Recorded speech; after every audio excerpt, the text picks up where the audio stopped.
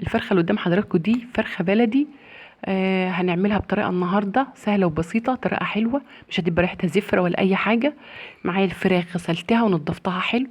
حطيتها نقعتها في ملح ودقيق، ورق لورا وسفندي وبرتقان، مفيش سفندي وبرتقان، في قشر ماشي، ليمون.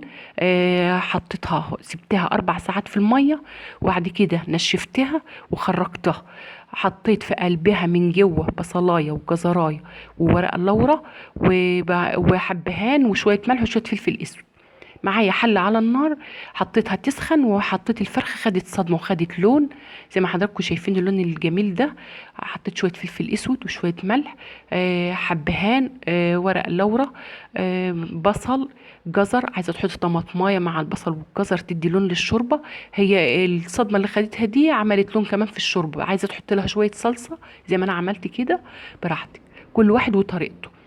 سيبيها تغلي، زودها ميه سخنه بتغلي وسيبيها تستوي، وبعد كده خرجيها. طول ما هي بتستوي هتحطي مساكه او كبشه او اي حاجه، ما تحطهاش مبلوله عشان ريحه الزفاره.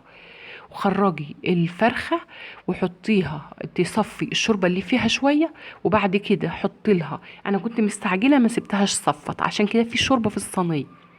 حطيت لها صلصة وكاتشب وشوية زيت. ممكن تحمريها في سمنة او في زيت او في زبدة زي ما انت عايزة تحطها في الفرن، بتبقى جميلة وناشفة وحلوة احسن من اللي في الزيت.